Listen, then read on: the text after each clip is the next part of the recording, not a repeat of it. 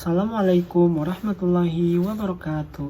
Perkenalkan, nama saya Ahmad Rifani Zailani, salah satu mahasiswa dari Universitas Teknologi Digital Bandung, jurusan S1 Manajemen dengan NPM 10101211070. Dalam video kali ini, saya akan membuat tugas untuk memenuhi evaluasi tengah semester mata kuliah Manajemen Keuangan dengan dosen pengampu Ibu Ida Jalilah.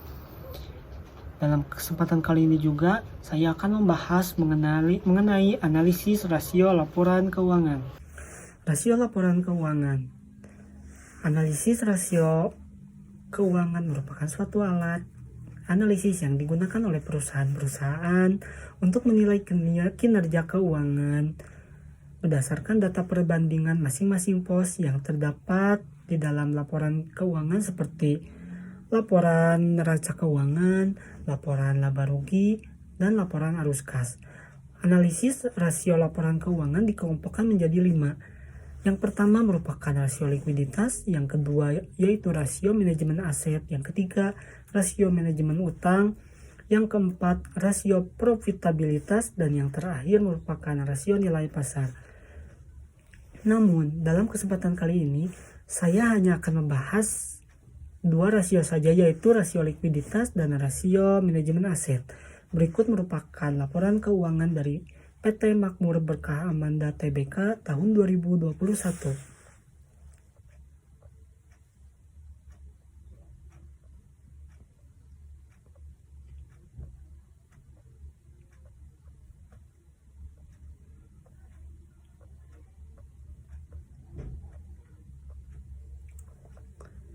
Oke, yang pertama ada rasio likuiditas. Rasio likuiditas merupakan gambaran atau kemampuan perusahaan untuk membayar hutang yang jatuh tempo dalam 1 tahun. Rasio likuiditas terbagi menjadi 2, yaitu rasio lancar dan rasio cepat atau rasio acites. Rasio lancar memiliki rumus yaitu aset lancar dibagi liabilitas lancar dengan rata-rata industri yaitu 4,3 kali. Aset lancar serta liabilitas lancar sudah saya dapatkan dari laporan keuangan PT Berkah Amanda Tbk dengan aset lancar yaitu 435.816.821 rupiah dan liabilitas lancar yaitu 149.061.654 rupiah, dan setelah dibagi mendapatkan hasil yaitu 2,9, maka rata-rata industri dari rasio lancar yaitu 2,9 kali. Berikutnya ada rasio cepat atau rasio acites. Rasio cepat memiliki rumus yaitu aset lancar dikurangi persediaan dibagi liabilitas lancar dengan rata-rata industri yaitu 2,2 kali. Aset lancar, persediaan, dan liabilitas lancar sudah saya dapatkan dari laporan keuangan PT Berkah Amanda Tbk dengan hasil aset lancar yaitu 435.816.821 rupiah dikurangi persediaan 254.619.750 rupiah dibagi liabilitas lancar yaitu 149.061.654 rupiah mendapatkan hasil yaitu 1,2. Jadi rata-rata industri dari rasio cepat yaitu 1,2 kali.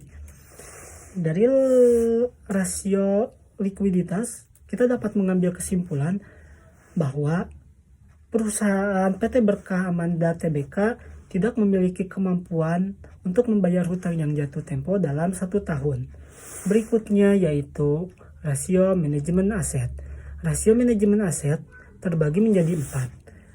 Yang pertama rasio perputaran persediaan, yang kedua jumlah hari penjualan belum tertagih atau day sales outstanding ratio, yang ketiga rasio perputaran aset tetap, dan yang terakhir yaitu rasio perputaran aset total.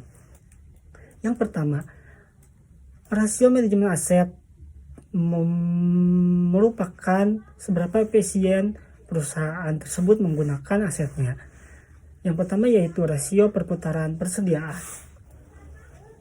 Rasio perputaran persediaan memiliki rumus yaitu penjualan dibagi persediaan dengan rata-rata industri 10,9 kali.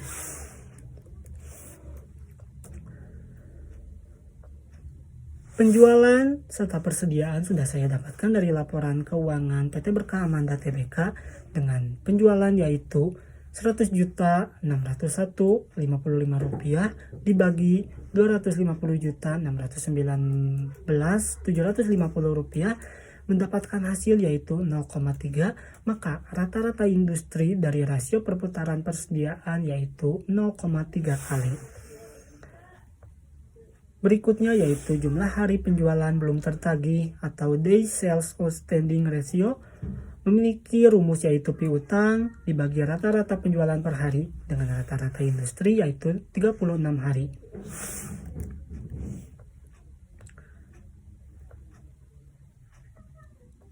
Piutang dan rata-rata penjualan per hari sudah saya dapatkan dari laporan keuangan PT Berkah Amanda Tbk dengan total piutang yaitu Rp6.431.870 dan untuk mendapatkan rata-rata penjualan per hari kita membutuhkan rumus yaitu penjualan dibagi 365. Penjualan yaitu Rp100.601.55 dibagi 365 mendapatkan hasil yaitu Rp275.619,3 dan setelah dijumlahkan mempunyai hasil yaitu 23, maka rata-rata industri dari jumlah hari penjualan belum tertagih yaitu 23 hari.